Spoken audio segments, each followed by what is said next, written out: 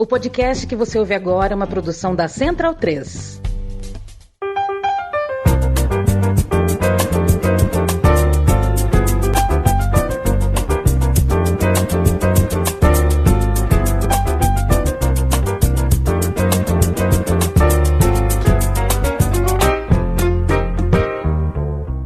Alô, galera ligada no podcast Meio Campo, está começando mais uma edição desta parceria de longa data entre a Central 3 e o Trio Ternura de Outrora. Estamos aqui com Bruno Bonsante e Leandro Stein nessa sexta-feira, 1º de agosto, o primeiro dos muitos dias de agosto, né? O pessoal costuma dizer que é o mês mais longo do ano, parece que não passa, até porque na maioria dos estados e cidades do Brasil não tem feriado, né? Então dá essa impressão aí que o espaço-tempo é mais demorado, mas 31 dias como os outros meses. E a gente começa esse programa mandando um abraço para o Felipe Lobo e para sua família. Quem assina a newsletter do Meio Campo viu a bonita homenagem que o Lobo escreveu para o seu primo Beto, que faleceu recentemente. Então fica aqui um abraço apertado da equipe do Meio Campo para o Lobo e para os seus familiares. Bruno Bonsante, temos aí, né, uma das Copas do Brasil mais equilibradas da história nestas oitavas de final, né? Quase ninguém pode dizer que está com um pé nas quartas, né? Afinal, apenas o Botafogo conseguiu uma vantagem de mais de um gol e tivemos também as vitórias de visitante de Fluminense e do Fluminense, né? E do Fluminense e Atlético Mineiro. Atlético Mineiro, exatamente. Boa tarde para todo mundo. Realmente, assim, acho que o resultado do Botafogo é o que dá mais vantagem, né? Obviamente, para o jogo de volta, todos os outros jogos foram vitórias bem magras. E acho também que tem uma questão de que, por exemplo, em Palmeiras e Corinthians, em Flamengo e Atlético Mineiro, os times derrotados não jogaram melhor necessariamente, mas jogaram bem o suficiente para mostrar que podem buscar o resultado no jogo seguinte, então no segundo jogo. Então isso deixa realmente os confrontos bastante abertos. Teve alguns empates também, né, que também deixa o confronto naturalmente aberto. E a gente vai falar bastante sobre a Copa do Brasil hoje. Leandro Stein, boa tarde. Também queria ouvir um pouco de você sobre essas partidas de ida das oitavas de final, um panorama geral, depois a gente passa, né, por jogo a jogo. Boa tarde. Achei, assim, em partes, considerando até por ser oitavas de final, né, não é uma fase tão aguda, mas oitavas de final relativamente tensas, né? E aí acho que parte um pouquinho do contexto em si. Tensas, assim, não necessariamente em relação a brigas, violência, alguma coisa assim, mas acho que por carregar certas rivalidades, né? Rivalidades em algum sentido. Obviamente, Corinthians e Palmeiras não preciso nem explicar tudo o que significa, mas pensando também em contexto específico de Flamengo e Atlético Mineiro, não só por confrontos recentes, por decisão recente, mas por, enfim, todo o histórico também que tem esse confronto. Na minha opinião, a maior rivalidade interestadual do Brasil. Eu também concordo com isso, assim, pelo histórico dos confrontos e por aquilo que significa, até de ranço um pouco pelo lado atleticano, né? E eu posso falar disso um pouco porque, enfim, em casa tinha os dois lados. Não Você tá aí no Vale do Paraíba, né? Que acaba sendo uma zona de confluência, né? Não, mas em casa, também. Meu pai é atleticano e os dois filhos são flamenguistas. Não dava briga, mas meu pai não gostava muito do Flamengo, assim. Nunca gostou muito do Flamengo, mas enfim. Mas o próprio Inter e Fluminense, que também carrega uma carga de Copa do Brasil, né? Uma decisão que foi marcante para os dois lados em 91 e acho que tem um pouquinho dessa carga também, além de confronto recente por Libertadores. Isso acho que acabou sendo bastante interessante e até ajuda a ditar um pouco o equilíbrio dessas partidas, né?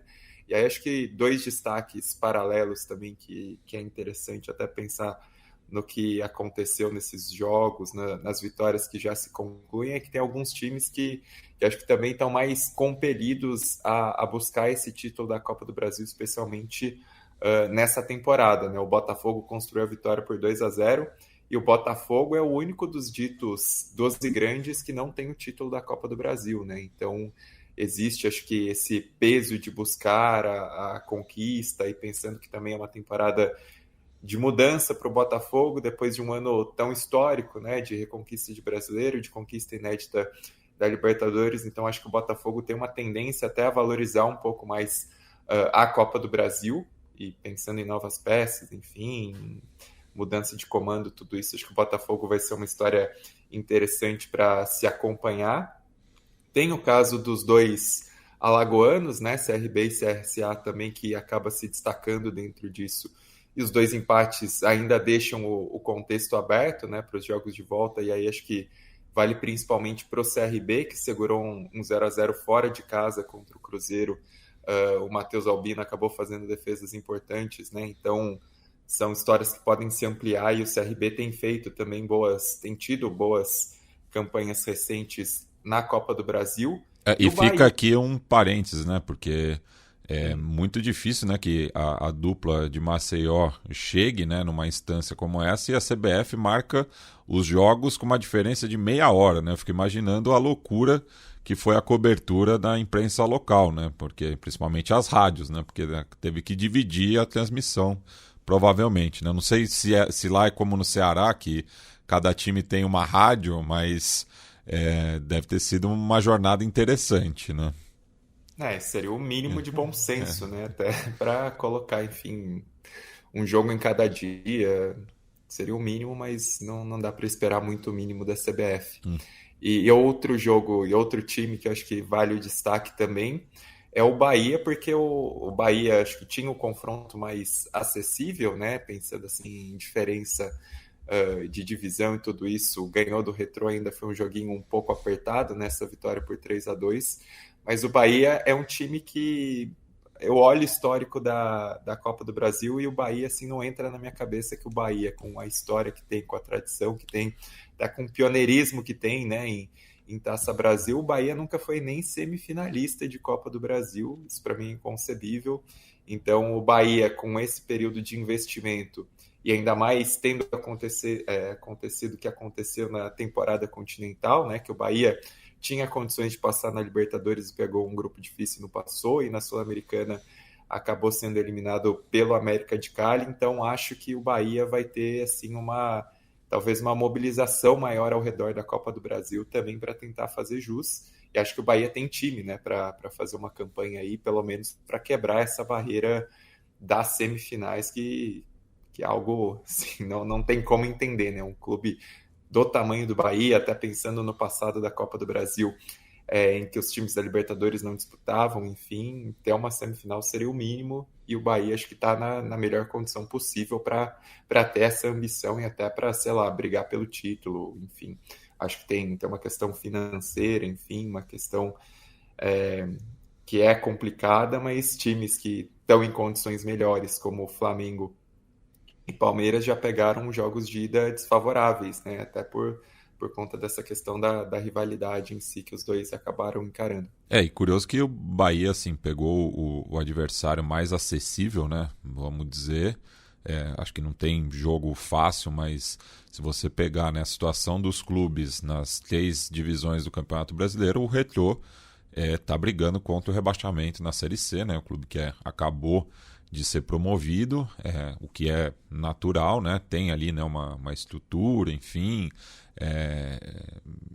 mas o Bahia deu muito azar também, né? Principalmente o primeiro gol do Retrô, que assim é impressionante o que foi aquele lance, e o Retrô vendeu caro essa derrota, e agora vai decidir, né, na Arena Pernambuco na semana que vem, mas sem, né, esse fator local. Afinal é um clube que não tem uma capacidade de mobilização, e sem falar, né, que o estádio mundialista ali da região metropolitana de Recife é de difícil acesso, então isso até acaba afastando um torcedor ocasional, né, um neutro aí. E assim, conhecendo um pouco também do futebol pernambucano, o Retrô não tem atraído muita simpatia, né, por parte das demais torcidas. Bonsa, falando um pouco do derby, né, que Sim. acabou novamente, né, envolto em muita polêmica de arbitragem, enfim, queria ouvir um pouco da sua análise sobre o Clássico Paulista. Eu achei que no fim até foi um bom jogo, né? Acho que foi um jogo que teve alguns momentos diferentes. O Corinthians começa melhor, consegue o pênalti que o Everton defende, mas aí depois, na segunda metade do primeiro tempo, o Palmeiras cresce muito. Tem não só o lance em que o André Ramalho corta em cima da linha, a finalização do Giai, mas também uma escapada com o Vitor Roque, que ele tá em ótima situação, tá ali no mano a mano, ele corta e acaba batendo mal. Ali um passe do Maurício, que tem jogado muita bola nas últimas semanas, sido um dos principais jogadores do Palmeiras. No segundo tempo, o Palmeiras domina um pouco mais, mas aí aparece uma das coisas que se mais nada, né, acho que o Dorival montou uma boa defesa no Corinthians, né, um time que sofre muito poucos gols. E o Palmeiras não tem tantas soluções ofensivas, então acho que ali se cria um impasse. Acho que ainda assim foi um jogo que o Palmeiras poderia ter feito pelo menos um gol. Teve, lógico, o lance do Gustavo Gomes por milímetros, mas em uma jogada bem encaixada do Corinthians, o Memphis abriu o placar. É uma boa vantagem para o Corinthians, não é uma vantagem, como eu disse, insuperável, né? Agora vai para outro estádio e só tem torcida de um dos dois times em cada estádio, né? Então o mando de campo faz realmente bastante diferença ali. Até quando o Palmeiras comemora o gol do Gustavo Gomes, aí o goleiro do Corinthians vai lá encher o saco, tem todas essas coisas também. Por uma visão mais ampla, assim, muita gente falou, né, sobre a questão do impedimento automático depois daquele lance. Eu acho que seria uma boa mesmo, né? Não tem por que não usar, parece que funciona muito bem. Eu não acho que vai eliminar, assim, polêmicas, porque o Gustavo Gomes estava impedido, mas ele não parecia impedido. E enquanto as duas coisas puderem acontecer ao mesmo tempo, vai ter sempre o torcedor do time prejudicado pela decisão que vai dizer e falar, mas essa imagem que eu tô vendo, ele não tá impedido. Mas por que colocou a linha assim? Por que a linha vai para cá e não vai para cá, né? E esses são lances muito difíceis, realmente, né? E acho que, assim, com o VAR, antes, sem as linhas, você não teria decisão definitiva para nenhum dos lados. Agora você tem a decisão definitiva, mas tem a imagem que não necessariamente contradiz. Você coloca em dúvida a decisão definitiva. Então, curiosamente, você fica mais... Mudou a própria visão, né, sobre impedimento, né? Exato. Por conta dessa rigidez, né? Porque a primeira visão que você tem do lance é que não foi, né? Aí depois você para e fica olhando até o seu olho conseguir se ajustar para ver que parte do ombro do Gustavo Gomes está à frente, mas na verdade a linha foi colocada na cabeça. E aí você tenta ver como que a cabeça realmente ficaria na frente. Então, enfim, acho que talvez um impedimento automático só viesse e falasse, não é ou é. Tipo, não precisa ficar analisando a imagem. O que em parte o VAR faz, mas ele te traz a imagem e mostra para todo mundo, né? Enfim, assim... E uma imagem de baixa definição. Então, uma imagem de baixa definição com linhas que não são exatamente assim, as linhas mais bonitas da história, né? Você pode falar, tipo, a linha tá na frente, mas tipo, por que Mas parece que o pontinho tá atrás, sabe? Então por que a linha tá na frente, sabe? Toda a sociedade brasileira não precisa ser especialista em perspectiva pra, tipo, entender como é que funciona uma linha de impedimento. É um pouco realmente difícil, né? E não são tantos lances assim que é tão milimétrico, né? Mas enfim. O Gustavo Gomes estava impedido, o gol foi corretamente anulado. Mas acho que na hora ali, principalmente no calor do jogo, é normal você ver uma imagem como aquela e falar, putz, mas não tô conseguindo identificar aqui. E assim, eu vou ser bastante sincero. Eu sou uma pessoa que, desde antes do VAR, não gostava de discutir arbitragem. Sei lá, quem acompanha o podcast ou o antigo site sabe disso. E é impressionante como essas discussões ficaram ainda piores, né, nesse momento. E entendo o sentimento de injustiça que uma parte da torcida do Palmeiras pode ter, ou mesmo a torcida do Corinthians se sentir injustiçada com tanto rebuliço feito pela torcida do Palmeiras, mas, cara, que coisa horrenda que a gente discutia a parte técnica e essa parte geométrica até, sabe? Acho que desvirtua muito a própria discussão do jogo, que foi um jogo interessante de se assistir, né? Assim, acho que foi um jogo com seus grandes momentos e acho que ainda está aberto o confronto e é um jogo de Copa do Brasil, um confronto de Copa do Brasil inédito, um confronto de mata-mata entre os dois grandes rivais de São Paulo que não acontecia desde 2000, então, sabe, ficar preso nessa minúcia para mim é uma tremenda perda de tempo, e acho que a CBF também tem uma perda de tempo, né, porque tem questões técnicas que talvez fossem bem mais simples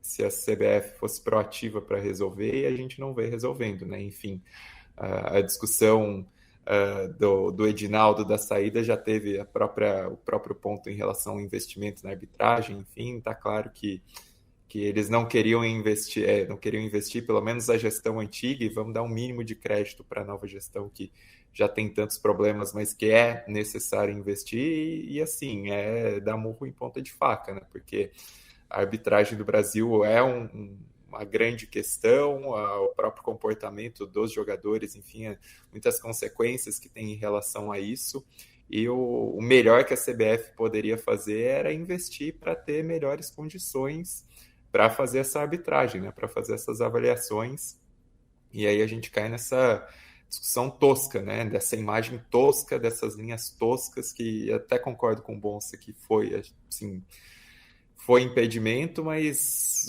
girar em círculos ficar discutindo isso, né? E falando do jogo em si, acho que de todas essas histórias, uma história bem interessante acaba sendo a do Depay, né? Como o elemento decisivo do clássico.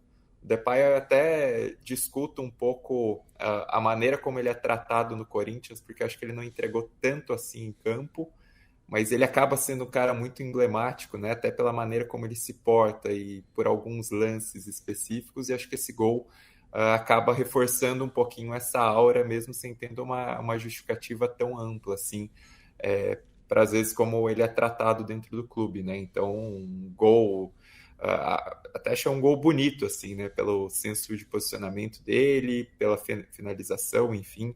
Acho que acaba sendo bem emblemático também pelo contexto do jogo, pelo pênalti desperdiçado antes pelo Yuri Alberto, enfim, para conseguir dar essa vitória para o Corinthians num jogo em que, se a gente fosse pensar em favoritismo, quase tudo pendia ao Palmeiras, exceto o fato de ser um clássico que deixa realmente nebuloso, e aí o Corinthians, com o mando de campo, consegue marcar esse gol já nos minutos finais, um tanto quanto eclipsado pela discussão do gol de empate do Palmeiras, mas enfim, acho que acaba sendo também uma vitória bem emblemática no contexto do clássico e naquilo que pode representar, dependendo do que acontecer no jogo de volta.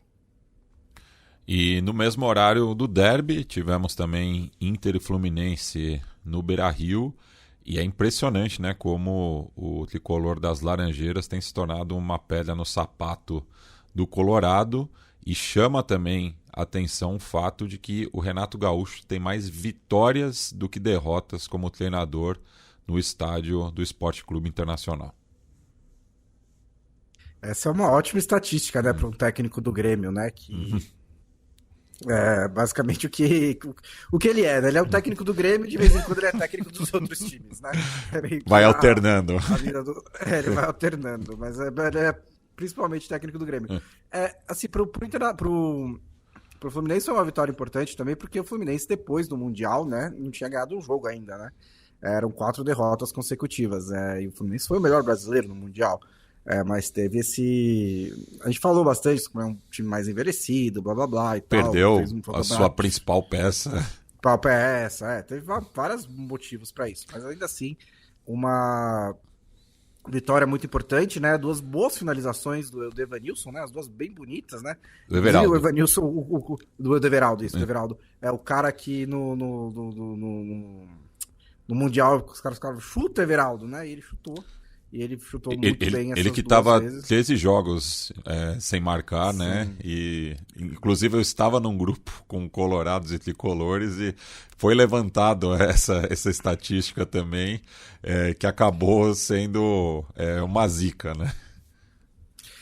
Uma notícia ruim ao mesmo tempo prevista para o Fluminense é que o Soteldo se machucou de novo, né? E ele já tinha voltado da seleção venezuelana no começo do Mundial com uma lesão, perdeu toda a fase de grupos, conseguiu jogar pouco, e agora tá de novo, sofreu um problema físico. Então, não sei quem achou uma boa ideia essa contratação, mas ela tá aí. O próprio Renato, que trabalhou com ele no Grêmio. Parabéns para ele. Outro destaque desse jogo, o gol perdido pelo Wesley foi realmente sensacional, né? Ele depois se redimiu, ele deu o passe pro gol do Inter, e no fim ele não perdeu o gol porque o jogo já estava parado, né? Mas assim, ele tava com o gol completamente livre, a bola vindo na direção dele, dentro da área, e ele tentou pegar de primeira e pegou muito, muito mal. Mas no geral, assim, é um resultado muito importante pro Fluminense, né? E pro Inter, o título brasileiro não está muito possível, né? Já tinha uma distância grande na tabela da Série A, aí sai atrás na Copa do Brasil e tem o Flamengo na Libertadores. Então, é perfeitamente possível que a temporada não termine, mas as chances de título do Inter terminem na metade de agosto. E acho que isso seria realmente bem desagradável. E sobre o Fluminense, né? Acabei citando Botafogo e Bahia antes, mas o Fluminense acho que é um outro clube que pode ter uma valorização especial para essa Copa do Brasil, né? E aí, até pensando nesse rescaldo do Mundial, porque acho que o Fluminense se reforçou assim como a imagem de um time copeiro, né? E tem a Sul-Americana que já garantiu a classificação direta para as oitavas de final, agora a Copa do Brasil com um resultado de bastante peso sobre o Inter. E tem o próprio aspecto de planejamento do Renato, né? Que é um treinador que tantas vezes, nos tempos do Grêmio, ficou marcado por priorizar certas competições e deixar o brasileiro em segundo plano, né? Pensando no que foi essa dificuldade da volta do Fluminense no brasileiro, né? Essa sequência sem vitórias aí depois do Mundial, acho que pode valorizar também essa mentalidade na Copa do Brasil, e é um treinador que tem essa capacidade, né, de ajudar a equipe, de incutir um pouco essa mentalidade em mata-matas, né? O histórico do Renato também gira muito ao redor disso. Então, acho que o Fluminense, depois desse primeiro resultado, também sai fortalecido mesmo com, enfim, perda de áreas, enfim, com os problemas que o Fluminense também precisa enfrentar. E ainda sobre o Inter, né, também chamou a atenção a partida muito ruim, né, do Bernabé, que acabou falhando nos 2 gols do Fluminense. Ele que tinha sido um dos melhores jogadores do elenco colorado na temporada passada. E também essa situação exposta pelo Bonsa aí, né, das 3 competições que o Inter ainda está disputando no ano, acaba sendo também um pouco a escolha, né, que a diretoria fez de evitar, né, o octacampeonato gaúcho do Grêmio, que daí era uma questão de orgulho ali, né, na rivalidade regional. Então o Inter botou todas as fichas, né, no gauchão, e agora essa conta está sendo cobrada, né, no restante da temporada, já que era um elenco que não tinha tantas opções, e com as seguidas lesões tem se tornado bastante curto, né, para disputar as 3 competições restantes em alto nível, né? E é algo que, assim, mesmo elencos como o do Flamengo, que a gente vai falar agora, né, que, enfim, sobram opções, também é difícil esse encaixe, né? Então isso acaba ajudando a explicar a derrota de ontem para o Atlético Mineiro, né, Stein?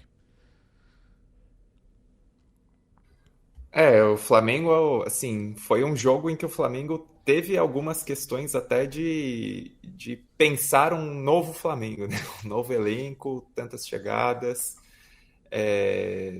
os jogadores que partiram também, desfalques por lesão. Acho que o Flamengo, ao longo desse período com o Felipe Luiz, foi um time que se baseou muito na capacidade do meio-campo, né? E o meio-campo teve muitas dificuldades para funcionar, considerando as ausências, considerando a partida do Gerson, que acho que vai ser algo um tanto quanto difícil de assimilar, né? Ainda mais jogando sem o Jorginho, enfim. É um Flamengo que, dentro desse contexto de tentar equilibrar os pratos, o Felipe Luiz deixa bem claro como quais as prioridades dele, né? E a Copa do Brasil seria o terceiro torneio em questão de importância. Então foi o Flamengo que teve algumas dificuldades de encaixe contra um Atlético Mineiro que, enfim, está num momento muito conturbado, mas tem um elenco de grande investimento. Acho que tinha necessidade de resposta, até também pela semana conturbada, por aquilo que foi a classificação na Copa Sul-Americana, e era um Atlético Mineiro que jogava numa situação até confortável de franco atirador, acho que até mais do que a gente poderia supor nesse confronto, nessa própria rivalidade que existe entre os dois clubes, né? Então, o Atlético Mineiro acabou aproveitando um erro do Flamengo, que não é exatamente um erro novo do Flamengo, né? Pensando que foram os problemas da eliminação contra o Bayern de Munique, enfim, é um time que constrói muito a partir da defesa, mas nos últimos tempos cometeu erros bem claros nesse sentido e acabou entregando o gol pro Atlético Mineiro. E aí, quando tentou reagir, assim, quando tentou impor um pouco mais de pressão e acionou o banco, acionou os tantos novos contratados, foi um Flamengo que às vezes pareceu ter dificuldades em organizar as ideias, né? Em conseguir ter uma sintonia maior também no que são tantos jogadores novos. Até consegue o gol de empate que acaba sendo anulado por impedimento claro. Tem, enfim, um volume de jogo grande, mas é um Flamengo que ainda precisa também se acertar e, obviamente, precisa de tempo para conseguir melhorar em relação a essas novas peças que chegam, né? Porém, por aquilo que apresentou já nesses primeiros minutos, né, nesses poucos minutos, o Samuel Lino acho que agradou bastante e demonstrou que ele de fato pode se assumir como um protagonista desse time, né? Porque a forma como ele encarou a defesa do Atlético Mineiro, como ele conseguiu propor jogo, como ele conseguiu criar algumas oportunidades, né? Tem, enfim, o chute que ele o drible que ele dá no Lianco e depois o chute que o Everson defende, mas também tem o cruzamento que o Pedro não consegue alcançar, enfim, foi um cara bastante participativo, acho que acaba sendo o grande sinal dessa partida de ida. Samuel Lino, eu acho que foi uma boa contratação, eu gostava dele bastante no Atlético de Madrid, questiono um pouco os valores, né, assim, é um valor bastante alto, assim, pensando até na própria carreira dele, né? Não é um cara que tem uma carreira tão consolidada, assim.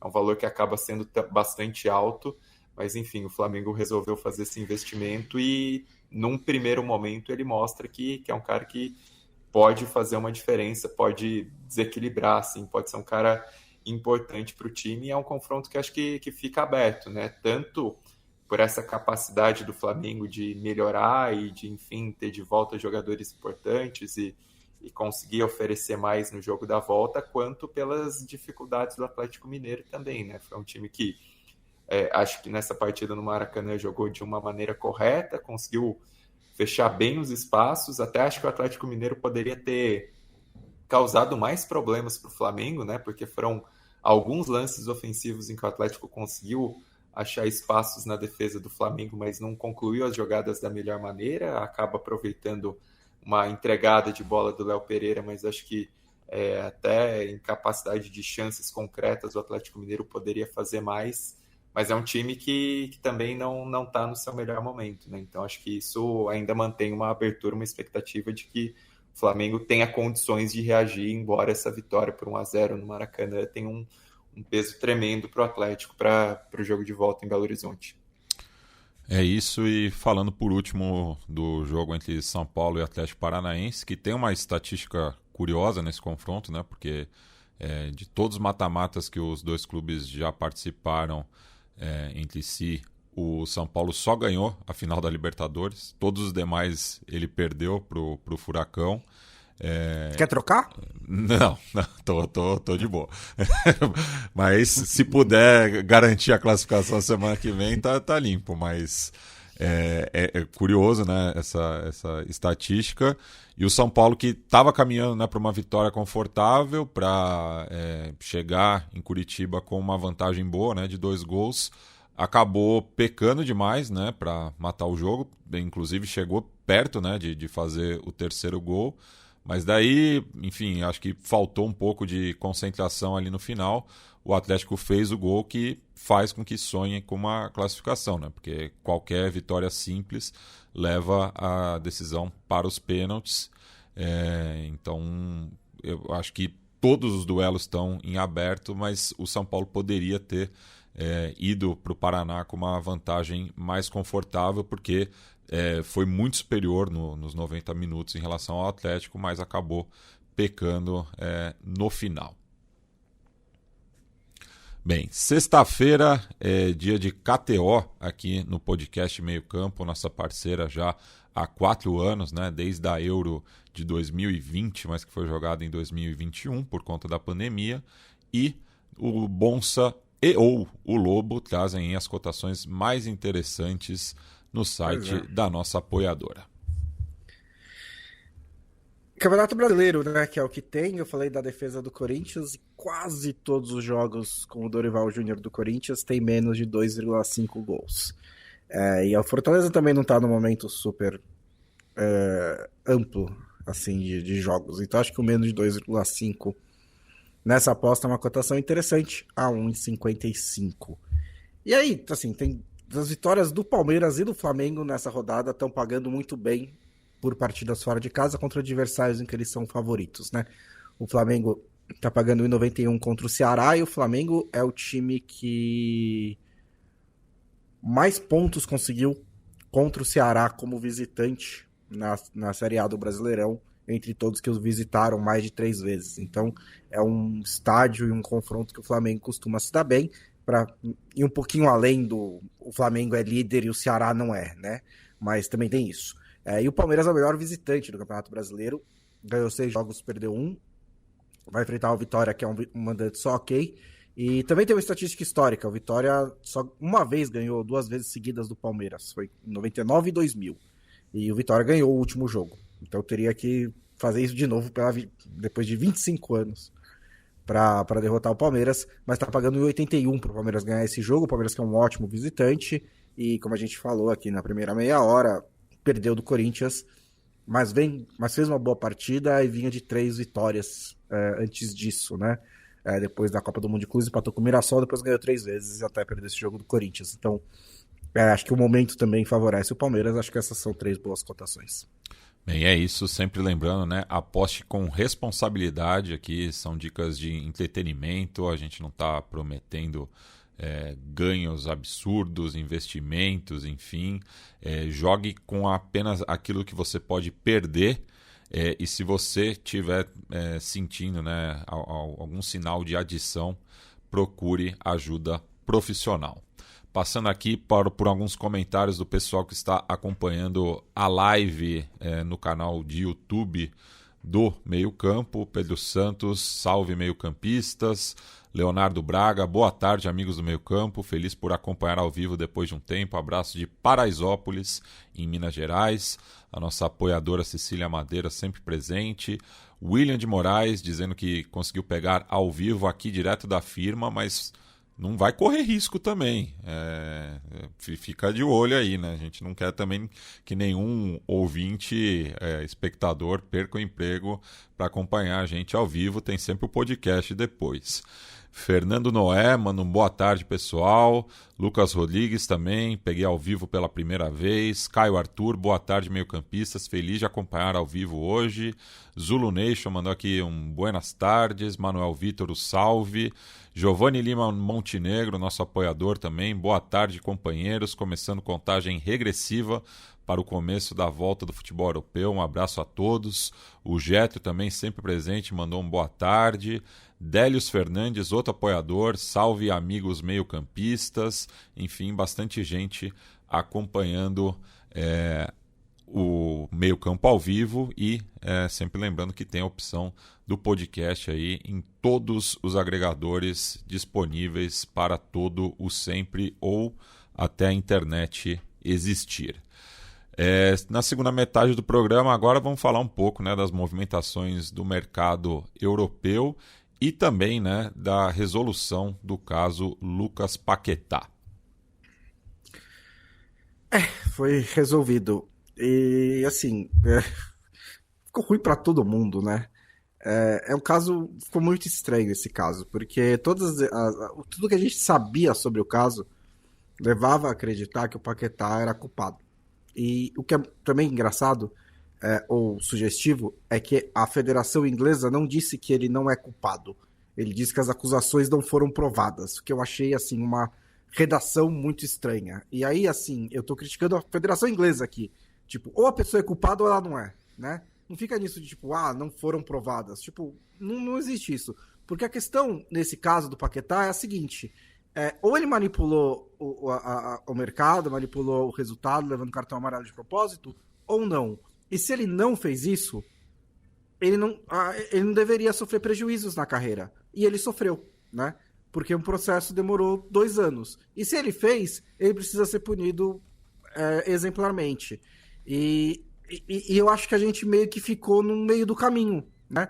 Em que durante, até pelo tempo que demorou esse caso, teve muito tempo para as pessoas formularem opinião sobre o Paquetá na cabeça delas, e não importa agora, para muitas, se ele foi culpado ou não.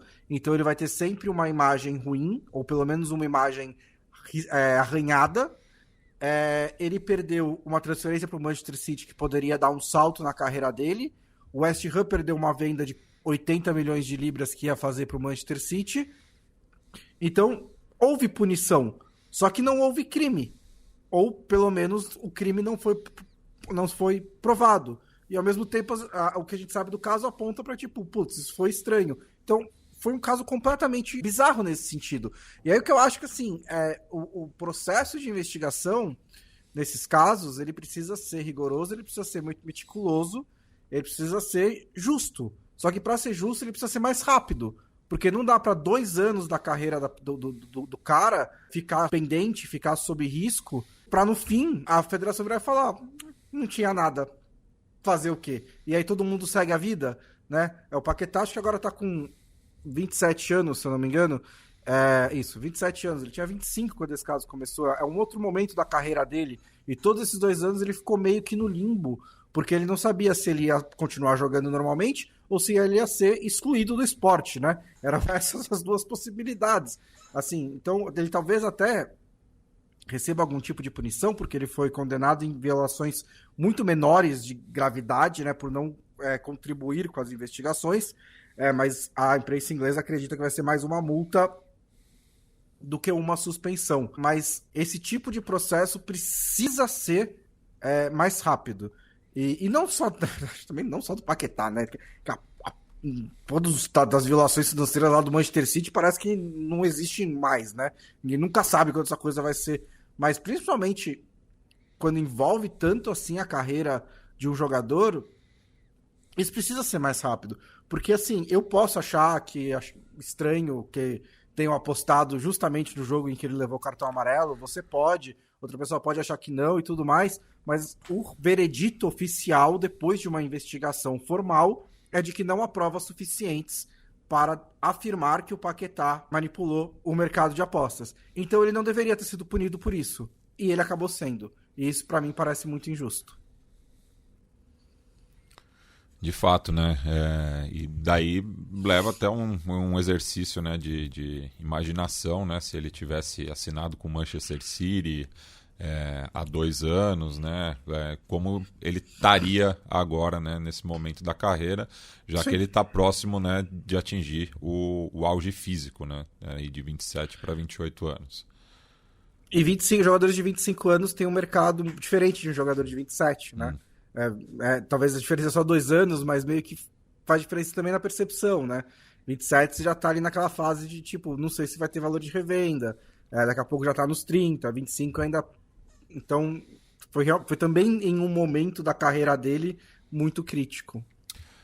Ainda falando do futebol inglês, Bonsa, temos aí algumas sondagens, né, envolvendo principalmente os clubes do norte do país, né? Já que o Benjamin Sesko está sendo disputado, né, por Manchester United e Newcastle, né? Se você tivesse na pele dele, qual clube você escolheria? Né? Hoje em dia essa decisão acaba sendo um pouco mais fácil. Mas, e aparentemente, assim, se essa história andar, vai depender dele mesmo escolher um ou outro. O Newcastle, nesse momento, oferece Champions League e oferece um projeto mais sólido do que o do Manchester United. O Manchester United oferece, né, ser o Manchester United. Você também, imagino que isso ainda tem apelo com muitos jogadores. O Manchester United estava procurando um centroavante para complementar o ataque ali, né? Já trouxe o Matheus Cunha e o Mbeumo, então o Sesco seria um ótimo nome para isso. Também um jogador, ele é jovem também, mas ele é mais provado do que os centroavantes anteriores que o Manchester United contratou, o Zirkzee e o Højlund, então acho que seria um bom meio termo aí. E no caso do Newcastle, uma possível reposição, caso o Isak seja realmente negociado. Mas o Sesco também estava mais ou menos ligado ao Arsenal no momento ali em que a negociação com os Gyökeres parecia que ia dar em água. Então tá meio que chegando a hora, né, do Sesco, que é um desses centroavantes jovens que se destacou no Salzburg, aí foi pro Leipzig e nem sempre foi ótimo no Leipzig, mas é um jogador de muito potencial e parece que tá chegando a hora dele dar o próximo passo. Eu diria até que tá tarde para ele sair, assim, pelo tanto de tempo que a gente vê especulação envolvendo o nome dele. E pro Newcastle, pensando em característica de jogo, por ser um atacante alto, com boa mobilidade, né? O Isak, ele é mais pronto e até acho ele mais habilidoso que o Chesco. Mas, assim, entre as possibilidades, é um cara que nem geraria um grande impacto, assim, no que o Newcastle já tem com o Isak, né? E a situação, a gente já falou sobre o Isak aqui, ficou uma situação meio estranha por essa vontade dele sair justamente no momento em que não existem tantas possibilidades assim no mercado. Então é o Newcastle também tentando seguir em frente quando o próprio jogador manifesta sua vontade de sair do clube. E acho que seria uma aposta muito válida assim, entre as possibilidades. Até acho que, por exemplo, comparando Ekitike e Chesco, talvez o Chesco fosse melhor do que o Ekitike também, uma possível comparação entre as escolhas do Liverpool, mas aí o Ekitike acho que oferece mais num conjunto assim, para ajudar no trabalho dos outros jogadores. Mas enfim, entre as apostas é algo interessante também de se pensar. E também temos aí a sondagem em relação ao João Palhinha, né, que pode deixar o Bayern de Munique e voltar para a Premier League, só que dessa vez troca o oeste de Londres pelo norte, né? O Palhinha é um bom jogador, né? O Tuchel queria muito ele no Bayern de Munique. Teve até uma vez que ele chegou aí e o Fulham não conseguiu contratar uma reposição, então abortou a transferência. Aí ele voltou de Munique para Londres. Aí depois acabou sendo contratado pelo Bayern. Não se firmou tão bem assim no elenco do Bayern. Assim, ele tem uma característica muito específica, né? Ele é um jogador de muita capacidade defensiva. Não que ele seja grosso com a bola, mas ele brilha mais pelos desarmes, pelos duelos. E eu acho que no meio-campo do Tottenham, que pelo menos na gestão anterior se mostrou muito liberal, é legal ter um jogador que pode dar esse equilíbrio maior na parte defensiva, né? Acho que o técnico é outro, o sistema é outro, o coletivo é outro agora, mas acho que é um jogador que pode contribuir um pouco ao Tottenham. A negociação está quase fechada, depois vai ser com opção de compra. Também achei que o valor nem é tão alto, só 30 milhões para o Tottenham exercer essa opção. Acho que pode ser um bom reforço para o Tottenham, que tá um pouquinho devagar no mercado ainda, né? E sofreu a frustração do Gibbs White, né? Que chegou a pagar a cláusula de rescisão e aí ele acabou renovando com o Nottingham Forest. Mas aquele era para ser o outro grande reforço depois do Mohamed Kudus, que também é um bom reforço. Então, os jogadores que o Tottenham está contratando, por enquanto, têm sido bem interessantes. E, Bonsa, o Guardiola está há um bom tempo, né, no Manchester City e talvez tenha trazido alguns vícios do Barcelona, né? Porque agora contrata um jogador que foi formado no clube. Meio que acontece, né? Principalmente com...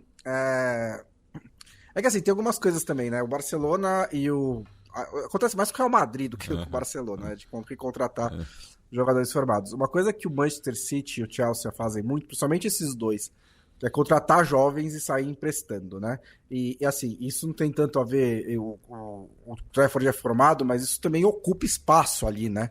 Então chega uma hora que você tem tanto jogador que... E aí você quer contratar um e aí tem que equilibrar as contas, e aí o Burnley chega com uma boa proposta pelo Trafford e leva.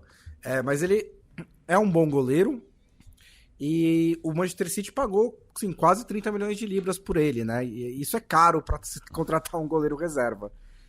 Então isso pode ser meio que um sinal assim de que os rumores do Ederson no Galatasaray, por exemplo, que vieram os mais fortes essa semana, ou que alguma outra proposta pelo Ederson podem ser verdadeiras. Assim, acho que ele ainda é um ótimo goleiro, mas tanto o City quanto o Liverpool, né, prepararam já a sucessão dos seus goleiros, os dois goleiros da seleção brasileira. O Liverpool trouxe o Mamardashvili e o City agora traz o Trafford. E os dois vão ter sempre uma carreira muito juntas, né? Porque eles brigam por posição na seleção brasileira, eles defendem os principais times da Inglaterra nos últimos anos, eles são excelentes goleiros. Então eu achei curioso que mais ou menos, basicamente ao mesmo momento, os dois clubes trouxeram outros goleiros para já pensar nessa sucessão, e aí tem que ver quanto tempo isso vai demorar também, né? Se o Ederson sai agora, se talvez saia no ano que vem. Teve também ligação ano passado ou 2 atrás da Arábia Saudita querendo contratar o Ederson, ele acabou não indo, então foi uma movimentação interessante do City. Até pensando nessa transferência e fiz mentalmente essa mesma comparação que o Bonsa fez com o Liverpool. Parece que o Trafford, acho que ele chega no Manchester City até para uma transição mais acelerada do que o Mamardashvili no Liverpool. Acho que o Mamardashvili chega até com mais cartaz internacional, fez uma baita Eurocopa, salvou o Valência tantas vezes, acho que tem uma carreira mais estabelecida, mas o Trafford acho que tem uma questão até de mudança no Manchester City, né? Porque a gente foi pegar a temporada passada, o Ederson já não foi tão incontestável assim, só que nas vezes em que o Ortega Moreno entrou, ele também não correspondeu, né? Eu sempre achei ele um bom reserva, mas às vezes que ele ganhou um pouquinho mais de confiança do Guardiola para tentar ser titular, ele não conseguiu corresponder, e o Trafford acho que ele entrega em vários sentidos, né?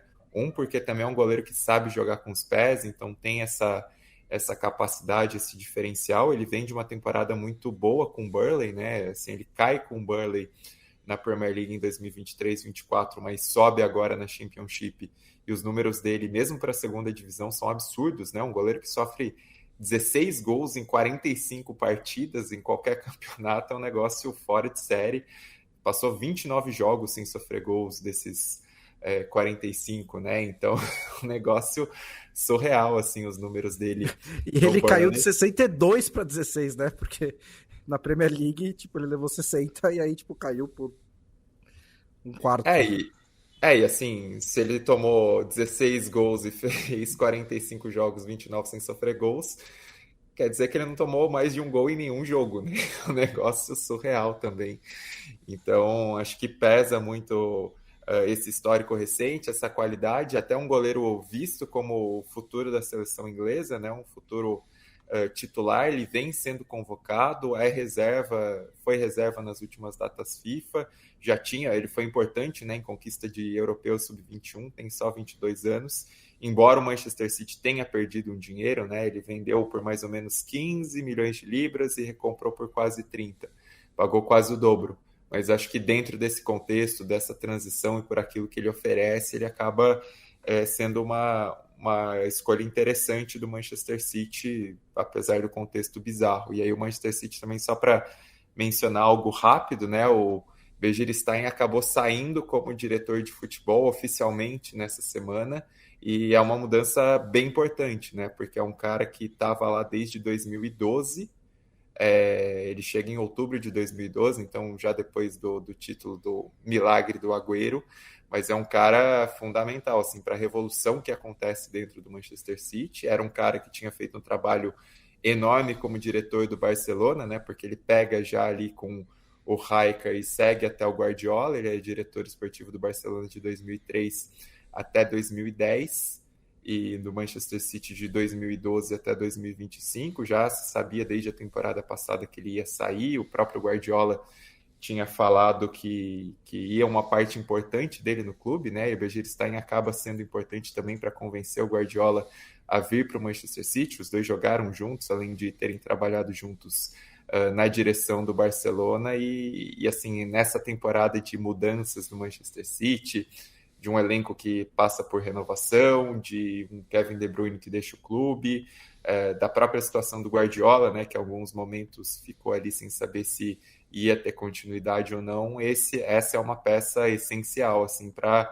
demarcar uma nova era, porque essa era vitoriosa do Manchester City gira ao redor da capacidade do Begiristain na gestão do futebol.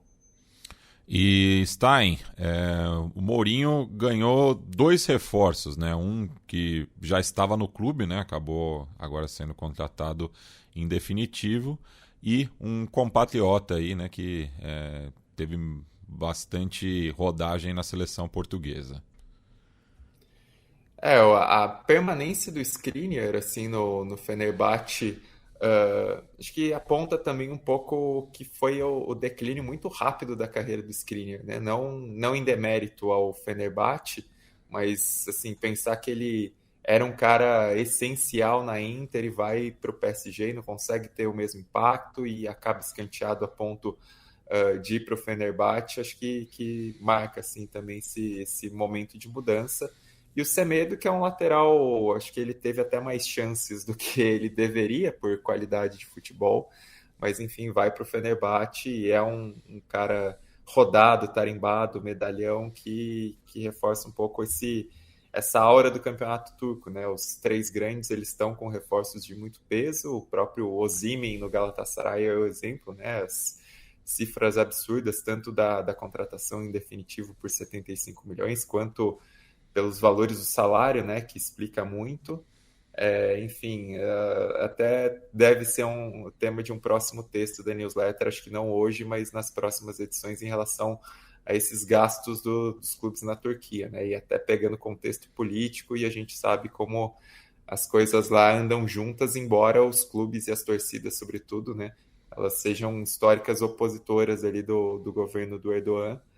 Mas, enfim, movimentos massivos dos clubes turcos, até pensando no Fenerbahçe, nessa pressão que tem por não conquistar o título do campeonato turco desde 2014, né? Então, o Mourinho ganha essas peças de renome, mas ainda não sei se suficientes para conseguir bater de frente ao que é o Galatasaray, que tem desenvolvido um trabalho mais sólido esportivamente nos últimos anos e até com investimentos também mais pesados, né? O Skriniar foi um dos jogadores que eu olhei e falei: pera, quantos anos?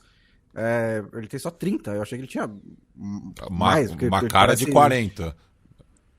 Pois é. O próprio Semedo também tem só 31, tipo.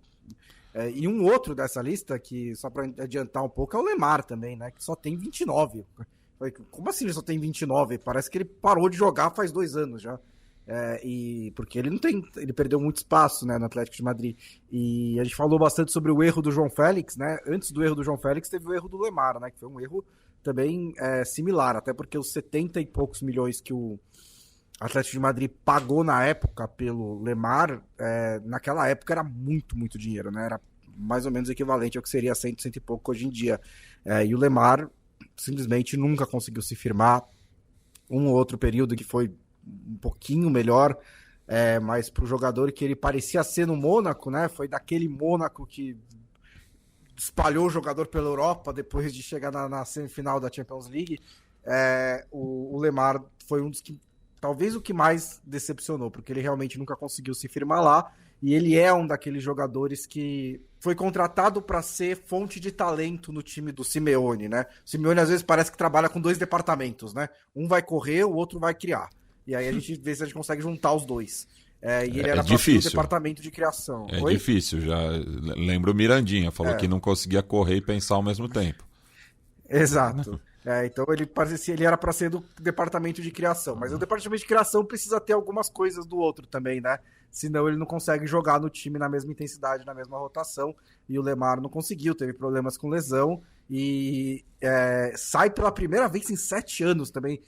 Não teve outro empréstimo antes disso, e agora ele vai pro Girona para ver se ele consegue dar uma reiniciada aí na carreira. E pensando só, né, em jogos domésticos, né, foram 139 partidas, né, nesses 7 anos, o que dá mais ou menos 20, né, por temporada. Então, um número baixo mesmo, e não contribuiu muito com gols também, né? Ele, por exemplo, fez o dobro de gols pelo Mônaco em 3 anos apenas, né? Tá certo, né?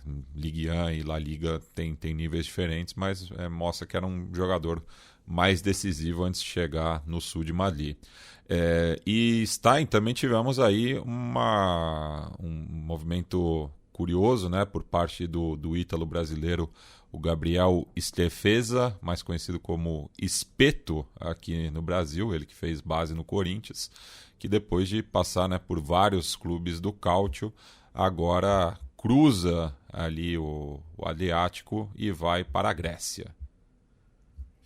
Um cara que acabou saindo da base do Corinthians para jogar na Itália, né, e fez muito nome nas divisões de acesso. Ele acaba sendo um rei do acesso na Série B italiana, acabou virando o ídolo do Lecce, né, sobretudo ao ajudar a subir, depois foi ajudar o Como também, fez parte dessa primeira temporada do Como de volta à Série A, que mostrou o potencial do clube, né? Um clube com donos ricos, que tem feito investimentos interessantes em jovens jogadores. Ele até serviu um pouco de referência assim, dentro do vestiário do Fábricas, por ser esse cara com vivência de campeonato italiano, enfim, por ter atuado em clubes diferentes, né? Tinha jogado antes na Spal, por exemplo, Cremonese, enfim. Então é um cara que tinha essa vivência, mas acho bacana também que ele possa ter essa outra experiência, né? Acho que o projeto do Como é promissor, a tendência do Como, por aquilo que fez na temporada passada, é conseguir disputar em breve, acho que uma Conference League ou uma Liga Europa,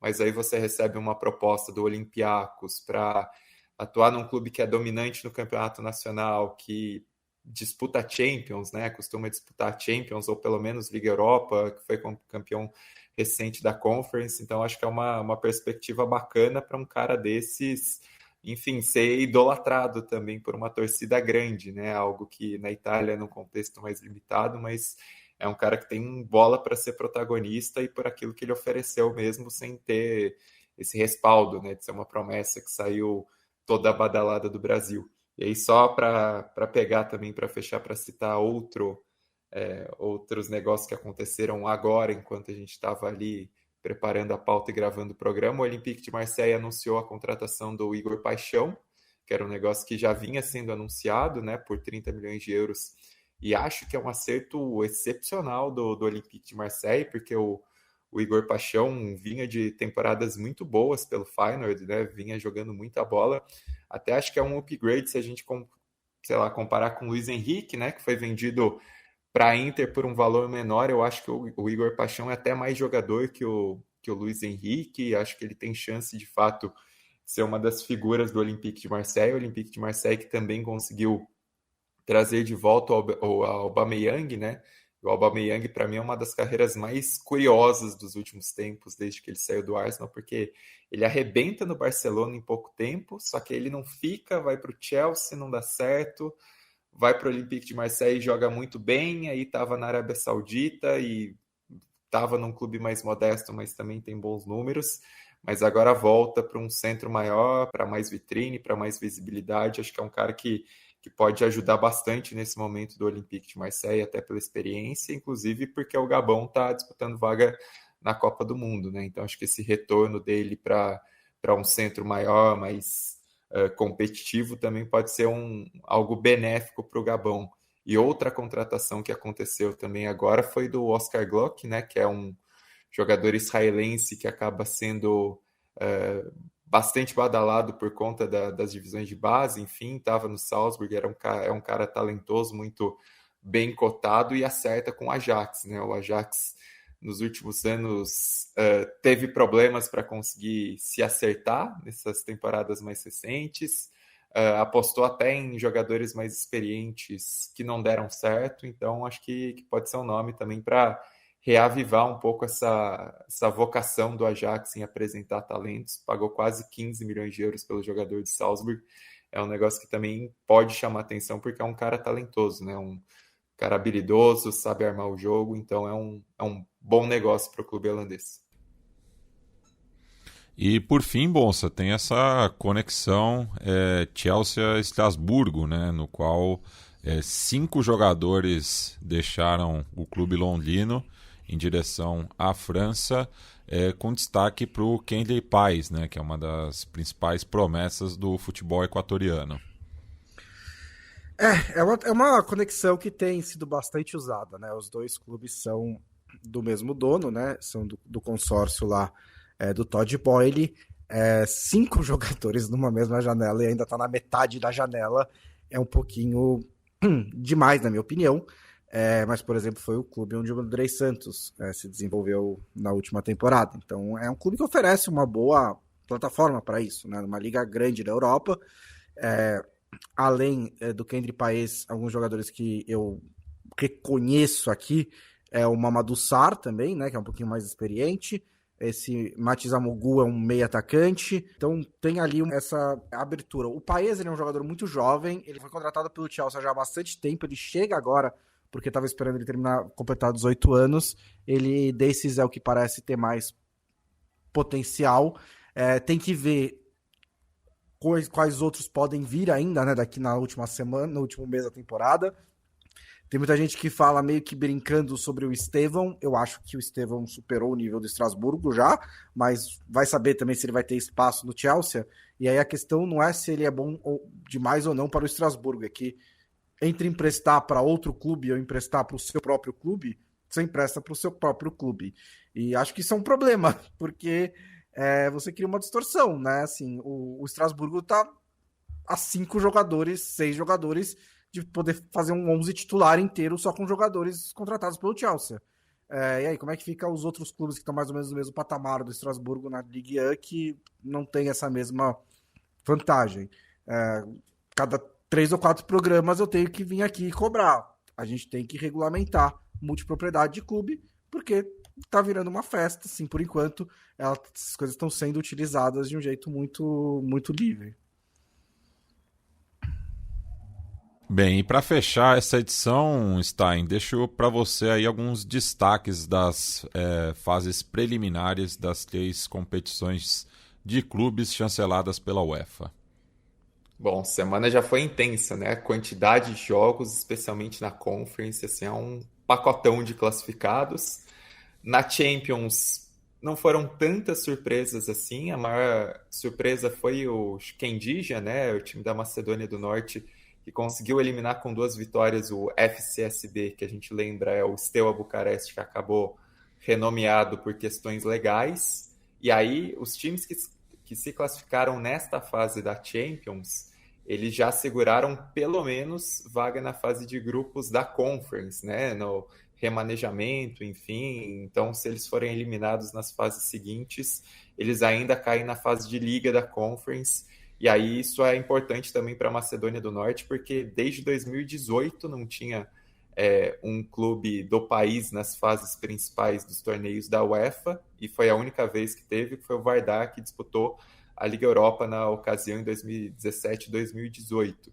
E aí um destaque também entre esses confrontos, até pelo peso, né, de um Rangers e Panathinaikos, o Rangers acabou se classificando. Então, só para citar rapidinho a lista de classificados: Malmo, Dinamo de Kiev, Pafos, Estrela Vermelha, Ferencváros, Lech Poznan, Copenhague, Ludogorets, Chiquendija, Slovan Bratislava, Karabag, Kairat Almaty, Red Bull Salzburg, Vitória Pilsen e Rangers. Então todos esses vão estar pelo menos na fase de Liga da Conference.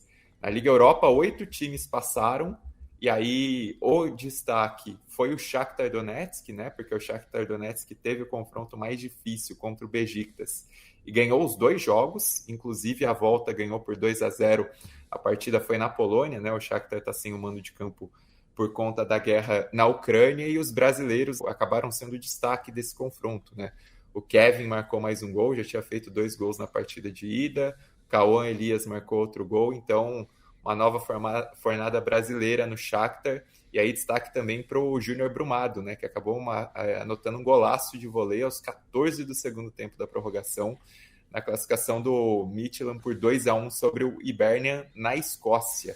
E aí, assim, a Conference League tem uma caralhada, desculpem a palavra, mas tem uma grande quantidade de times classificados de vários países, das histórias diferentes. Acho que vale um destaquezinho para o Vaduz, né, porque Liechtenstein, ele não tem liga, então não existe time de Liechtenstein disputando a Champions, porque os times estão inseridos no campeonato suíço, né? Então, para o time de Liechtenstein classificar para as competições continentais, ele precisa se classificar por meio do campeonato suíço. É um pouco o que acontece com os galeses no sistema inglês, né? Eles só se classificam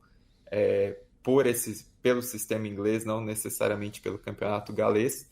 Mas existe uma Copa de Liechtenstein, né, que classificava os times galeses e que pode classificar os times de Liechtenstein. É o que acontece com o Vaduz, que é um time muito dominante nessa Copa Nacional e conseguiu passar para a próxima fase. E o Vaduz já disputou até a fase de grupos da Conference, então não é necessariamente uma surpresa, mas é uma história um pouquinho diferente aí dentre os classificados. E aí algumas zebrinhas assim um pouquinho diferentes, né? Tem o Arda, que é um time de ascensão recente na Bulgária, que tirou o HJK Helsinki, e o Aras do Azerbaijão, que é estreante, que aí acho que para mim foi o resultado que mais chamou a atenção, porque conseguiu eliminar o Aris, que é um clube muito tradicional da Grécia, em Salônica. Teve o confronto Aras e Aris? Não, foram em jogos diferentes, né? Mas os dois passaram. O Arda passou pelo HJK e o Aras passou pelo Aris. Não, é isso. É verdade. O Aras e Aris. O narrador deve ter sofrido nesse jogo. Nossa, tem que inventar alguma coisa, né? Mas, enfim, algumas zebras e a Conference a gente sabe, né? Esse balaio de loucura aí, que uma hora a gente vai ter alguns times diferentes. Mas a Conference vai ter até na próxima fase time de San Marino, né? O Virtus, que é o campeão de San Marino, que veio da Champions repescada, ele acabou pegando o chapéu, então ele classificou direto para a próxima fase. É mais uma história diferente para a gente ficar de olho. É isso, e a gente retorna segunda-feira a partir das 7h30 com mais uma edição ao vivo do podcast Meio Campo. Até lá, tchau, tchau.